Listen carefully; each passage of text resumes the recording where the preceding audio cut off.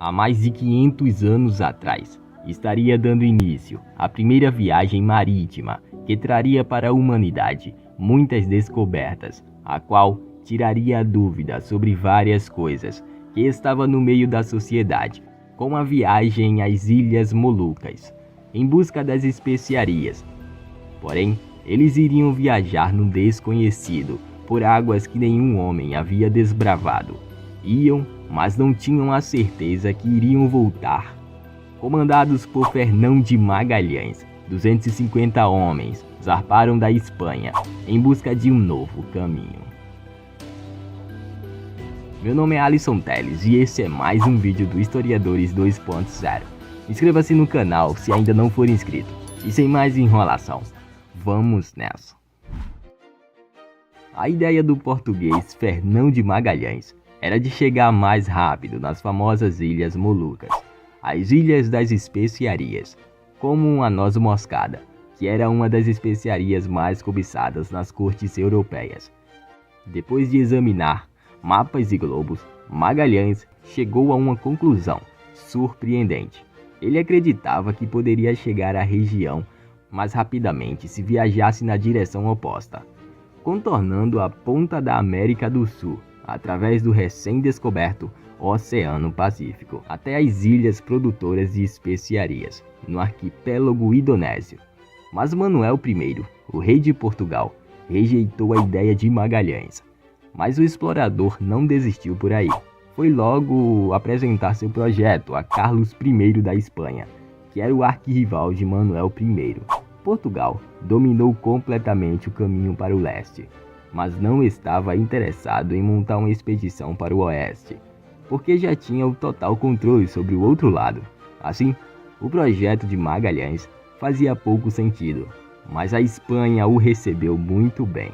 Porém, alguns espanhóis não aceitaram muito bem o fato de estar sendo comandados por um português, mas Carlos I aceitou a proposta de Fernão de Magalhães. A rota de viagem seria eles irem e contornar o sul da América, chegar até as Ilhas Molucas, carregar seus navios de especiarias e depois voltar pela mesma rota que vieram, reivindicando as ilhas para a Espanha. Chegando o dia do início da aventura, em 20 de setembro de 1519, 5 navios tripulados por 250 homens zarparam do porto de Sanlúcar de Barrameda, no sul da Espanha, comandados por Fernão de Magalhães, incertos de que voltariam para contar a história. A frota partiu de Sanlúcar para as Ilhas Canárias, depois seguiu para as ilhas de Cabo Verde, antes de cruzar o Atlântico até a costa sul-americana, chegando à atual costa do Rio de Janeiro em dezembro de 1519. Chegando próximo à costa da América do Sul, as coisas começam a ficar diferentes. Magalhães pesquisou por várias vezes e não conseguiu encontrar a passagem para o oeste. Permaneceram ali por muito tempo e eles foram forçados a enfrentar um inverno congelante. Semanas se passaram e até meses e nada de conseguirem encontrar esse tal estreito prometido do Pacífico. E a fome falou alto nesse momento, porque a ração estava diminuindo na difícil travessia nessas águas desconhecidas. Outro navio desertou e tomou rumo de volta para a Espanha. Foi uma perda enorme, porque era o San Antônio, a maior embarcação e a que trazia mais comida. Foi uma expedição que, entre motins, rebeliões, fome e sede, perdeu muitos de seus membros no primeiro semestre.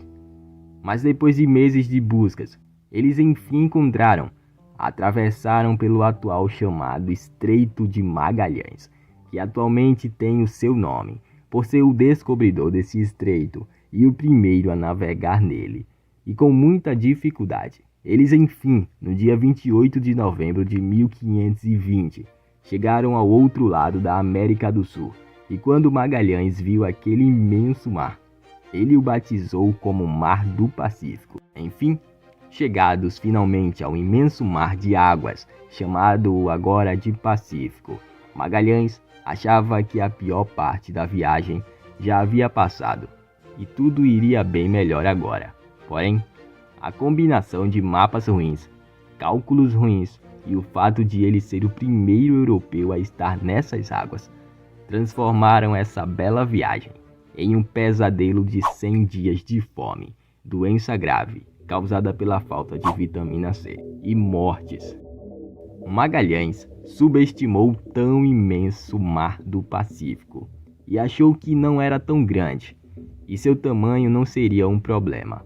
Dessa forma, eles passaram os 3 meses seguintes atravessando o Pacífico em busca de terra. As condições eram horríveis e as doenças começaram a devastar a tripulação. Assim contou Antônio Pigafetta, um dos tripulantes cujas crônicas a bordo se tornaram um dos relatos mais conhecidos da viagem. Durante 3 meses e 20 dias, não conseguimos comida fresca. Comemos bolo, embora não fosse bolo, mas poeira misturada com minhocas, e o que restava cheirava a urina de rato. Bebíamos água amarela que estava podre por muitos dias. Também comemos algumas peles de bois que cobriam a parte superior do pátio principal. Quando Magalhães percebeu o tamanho do Pacífico, ficou claro que as Ilhas das Especiarias não estão na esfera da influência castelhana, e sim pertencia a Portugal. Então ele traça um outro objetivo, as Ilhas Filipinas. Quando ele toca o solo nas Filipinas e faz contato com os caciques e reis locais, ele vê que há recursos, ouro, e decide entrar na política local dessas ilhas para tentar tirar vantagem. Em uma péssima decisão, Magalhães inicia uma política de fazer alianças com reis locais, mas o rei da ilha de Mactã se opõe, então ele decide invadir a ilha com mais 40 homens de sua tripulação, o que realmente foi uma péssima ideia. Os nativos de Mactã resistiu à invasão e responderam violentamente. Acabaram expulsando os espanhóis e matando o capitão Fernão de Magalhães, e o seu corpo não foi recuperado pelo resto da tripulação. E infelizmente, para Magalhães, a travessia terminou em Mactã, sem concluir a volta ao mundo. Desta maneira, ele não terminou a expedição que planejou e empreendeu. Para continuar a expedição, quem assumiu o comando foi o capitão espanhol, Juan Sebastián Elcano, se tornou o novo comandante. Foi ele quem levou o restante da tripulação, onde Magalhães queria, as Ilhas das Especiarias. E em novembro de 1521, eles chegaram até as Ilhas Molucas. Até então, eles imaginavam que aquelas ilhas não estavam na área da influência castelhana, que havia estabelecido o Tratado de Tordesilhas. Então, eles carregaram as especiarias às pressas, nos 2 únicos navios que ainda restavam, e decidiram terminar a Odisseia e embarcar no caminho de volta. Agora, ficou a dúvida, por onde eles iriam voltar. Um dos navios que havia sido comandado por Magalhães decidiu ir pelo Pacífico e acabou sendo pegos por navios portugueses. Mas o navio Victoria, com Elcano à frente, voltou para a Espanha através do Oceano Índico e contornando a costa no Cabo da Boa Esperança.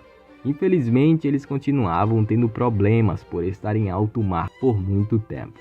A tripulação começou a passar fome e também pelo mau estado da embarcação, depois de tanto tempo navegando, e teriam que atracar em algum lugar antes da Espanha, e a única opção era Cabo Verde, embora não quisessem atracar em Cabo Verde, sob o domínio português.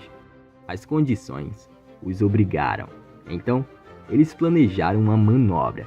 Eles não podiam dizer que vinham das Ilhas das Especiarias, porque isso implicaria em sua prisão. Por isso, disseram que era um navio vindo da América. Embora a princípio acreditassem neles, os portugueses acabaram capturando 13 tripulantes. Apenas 18 conseguiram escapar no navio Victoria. Finalmente, em 6 de setembro de 1522, o Victoria atracou no porto de Sanlúcar, com apenas 18 tripulantes dos 250 que partiram, completando assim a primeira circunnavegação no mundo, da qual existem evidências. A expedição de Magalhães para chegar às Ilhas das Especiarias por outra rota mudou o curso da história, porém teve um alto preço a ser pago. Obrigado por ter assistido até aqui. Deixe nos comentários se já conhecia esse fato importante da história.